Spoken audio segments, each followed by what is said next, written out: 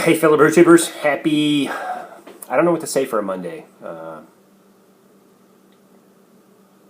don't think we have a name for a Monday day, do we? Maybe we do. Anyway, hey, so I have a shitload of beer that I got from Mash Paddle, so I figured I would go ahead and start knocking these things out. So one I have here, since I still have to do my taxes today, I need to stay somewhat sane, so I decided to go with this, looks like a Pooka Malt Experiment dry stout with Propino malt. It's 4.2%, and it looks like this was bottled on November 7th of last year. So, and he picked a good bottle. He's got a nice little dogfish head bottle for this. So anyway, so 4.2% stout should be good, right? All right, let's go ahead and crack into this. So very slight hiss, just a touch of smoke, kind of hanging out there in the top. Let's get a pour.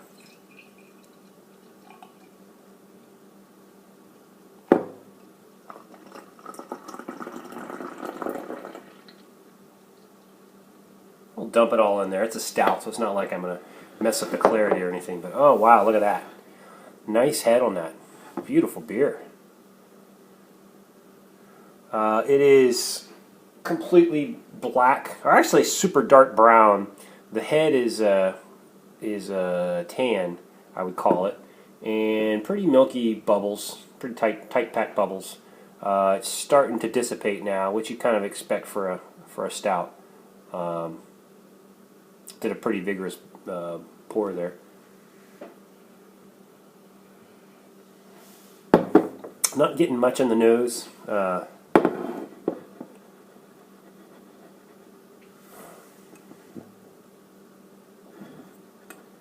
it sitting here warming up for about 15 minutes in the bottle, so probably should have let it warm a little bit more. But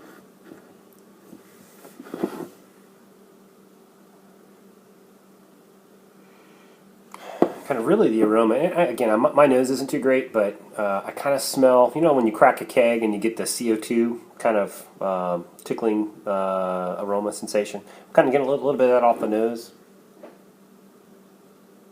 Slight, actually not really slight, kind of a medium malt kind of aroma.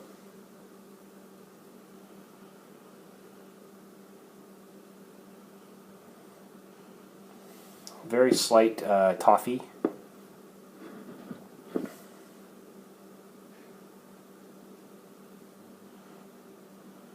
And maybe just a very slight hint of like dark chocolate. So that's the aroma I get. So let's go in for a taste.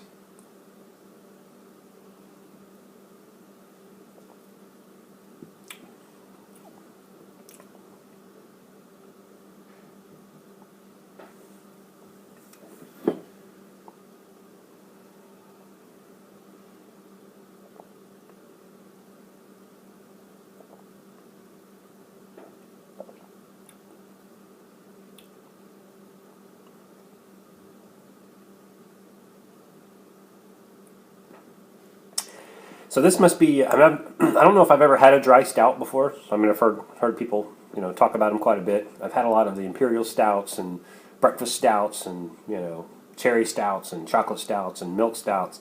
But I don't, you know, I think the milk ones are more on the sweet side because of the lactose. But I've never had a dry stout, but looking at the name, this is kind of what I think one would taste like if it's dry, meaning there's not a whole lot of sweetness to it. It's more of a dry, I guess. You know, hence dry stout. And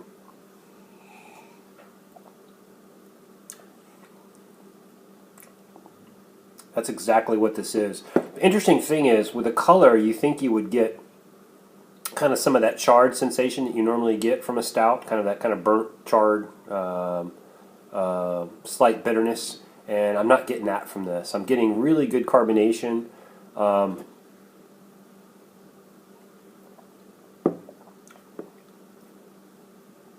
Yeah, if you close your eyes and drink it, you know, you would expect it to be a dark colored beer, but only because you're not getting the normal kind of hop aromas and sweetness that you would get in typical lighter ales.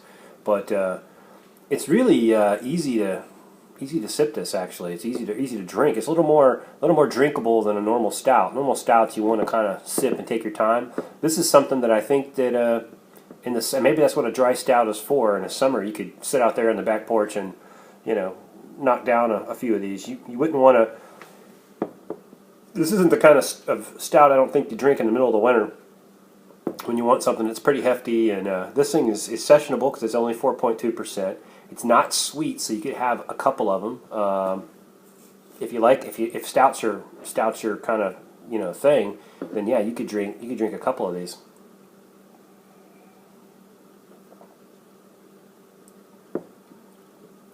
And it's got like a little more than medium mouthfeel to it. The viscosity of it's like thicker than a normal ale. Very pleasant. This is like this is a beer you just kind of hang out, throw some hors d'oeuvres or some snacks, out there on the table and out on the back porch, and just kick back and you can enjoy a dark beer in the summer with this kind of drink. I think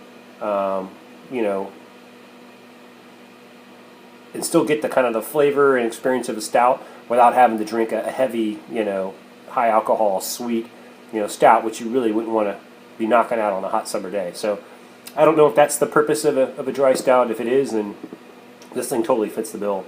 It tastes very nice. There's absolutely no off flavors in this. I don't know about the Propino malt. I've never brewed with it before.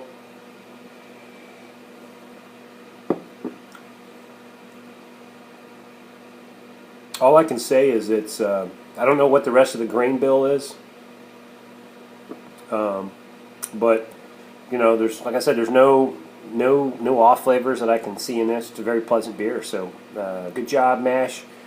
This is the first one of many that Mash gave me, and the cool thing is he gave me 2 of everything, so I can review one and then pound the other without having to worry about filming it. So really appreciate it, man. Good job, good beer. I'm going to keep on enjoying this and try to get my taxes done. Cheers, guys. Hey, coming back because I let this warm up a little bit, or as I drank it, it kind of warmed up. And 2 other observations I'd make on this is, one, I think a dry stout must be the same kind of style that like Guinness is, because I was trying to put this into words, and it kind of reminds me of a lot of Guinness, being it's not a heavy stout. It's something that you can drink even in the summer. It's not really, really sweet. It's lower alcohol. So this is a lot like Guinness. And if that's what a dry stout is, then it's dead on. The other thing is it has a slight coffee note to it. And that's something that kind of came out when it warmed up a little bit. So just wanted to throw that in there. Again, good beer. I'm enjoying this. Have not got my taxes done yet, but I will get on that now. Cheers.